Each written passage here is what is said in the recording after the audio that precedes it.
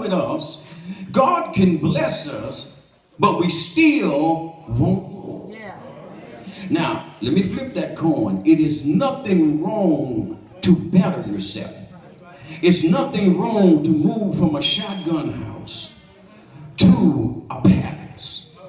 But it's wrong when you move to the palace, you look down on those who still in the shotgun house. Let me see what you dismiss what I'm saying. It's nothing wrong with catching the bus or Uber or a cab or catching a ride with somebody. But when God bless you with your own ride, when people need a ride, don't you look down on them and say they need to get some transportation. The problem with us, when God blesses us, we forget how we used to live. You ain't used to always had enough money to get T-bone steaks. You ain't always had enough money to go out and eat whatever you want to eat. Sometimes the only choice you had was what was put before you. And can I tell you, can I be real with y'all?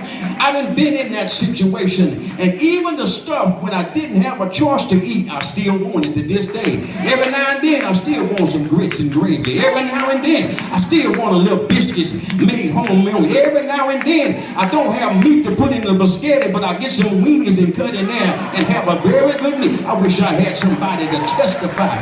We had rice and gravy and wish we had meat, but guess what? We went to bed with our bellies. Is there anybody can testify?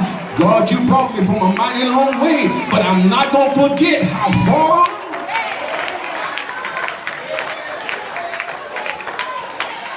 you brought me. Danger with us when God blesses us, we forget how far the Lord has blessed us. Well, let me get into the text, lest I hold you. I don't care, the saints ain't playing. Let me take my time.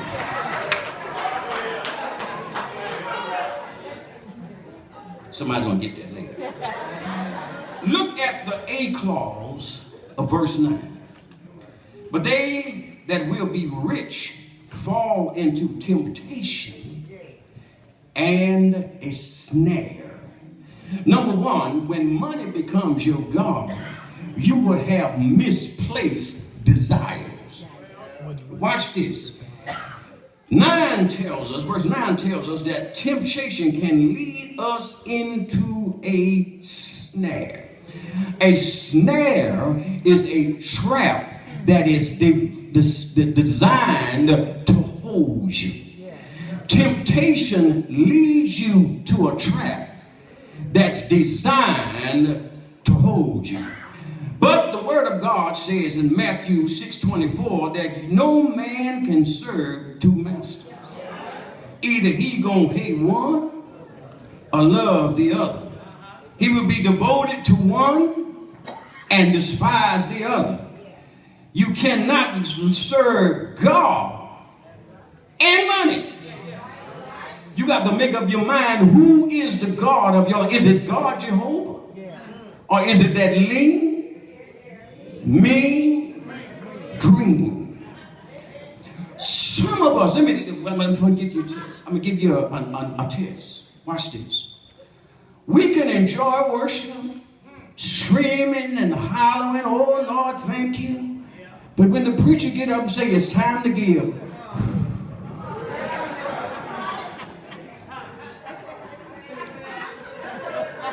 know how I know? Y'all just did it a few minutes ago. You was all over us in Thanksgiving time.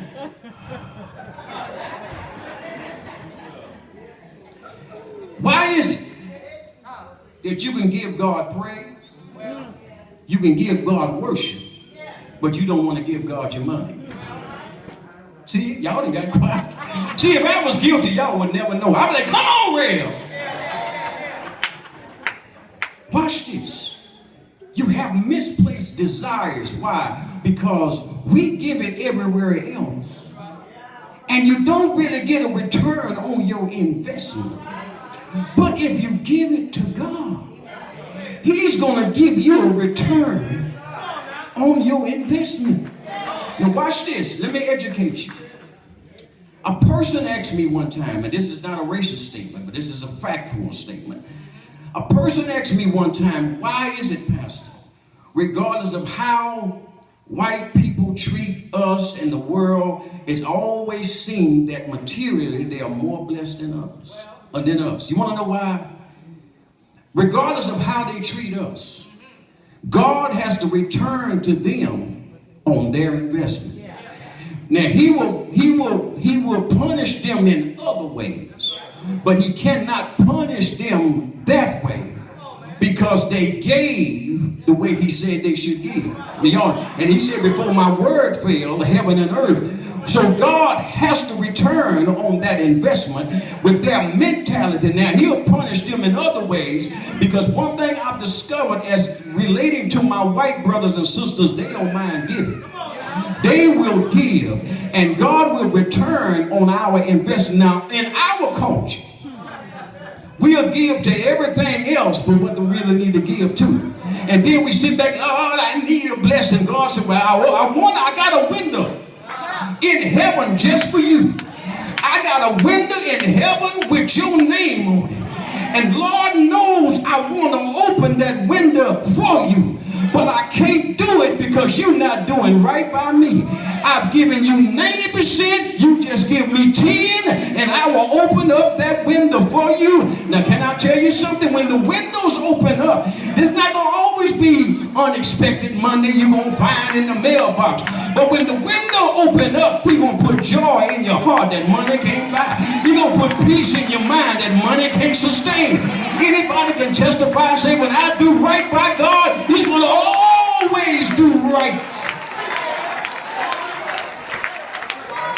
Right by me.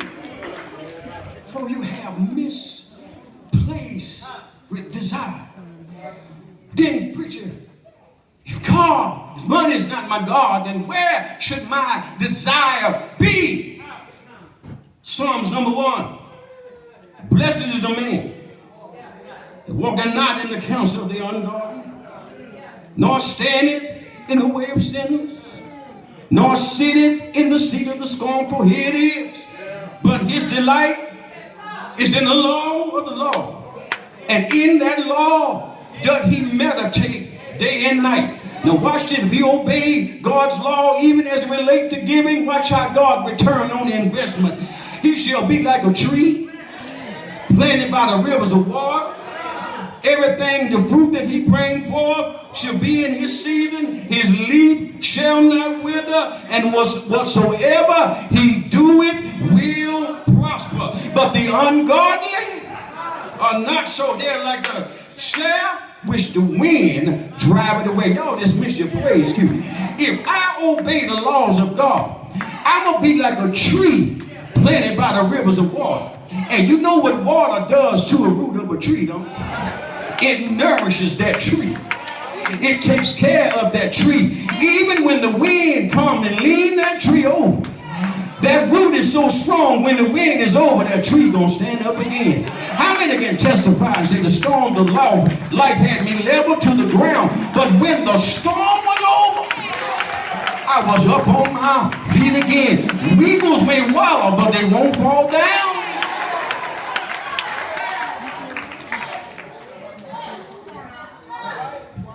Psalms 37:4, watch this say, if you delight yourself in the Lord, he will give you the desires of your heart. But when money is your God, you have misplaced desires.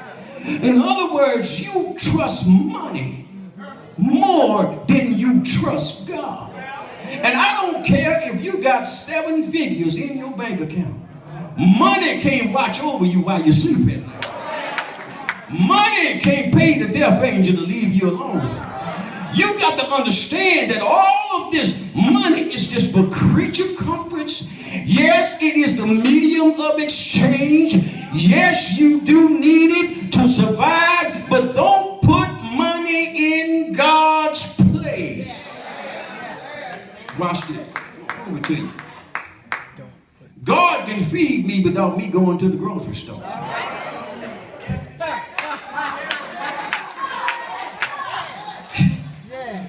God can keep your lights on without you paying your bill.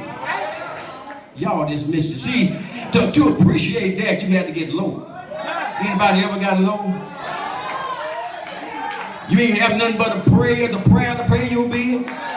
Didn't have a dime in your pocket, but something happened. I never forget in the early 90s, we got a little low around here. Lord knows we got a cutoff notice.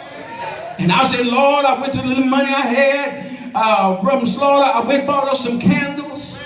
Just preparing for our lights to be cut off. But guess what? For 3 weeks, the light stayed on. Wait a minute, I got a cutoff notice. My life's supposed to get cut off in a couple of days. But for 3 weeks, my light stayed on. For 3 weeks, God kept my lights on for me to get up enough money to go pay my bill. And when I went in there to pay my bill, Brother Joe, they said, we're going to cut your lights back on. I said, baby, my lights on. What? The computer said your lights is out, but God's kept my lights. Well, y'all ain't get what I'm saying. God can even get in the computer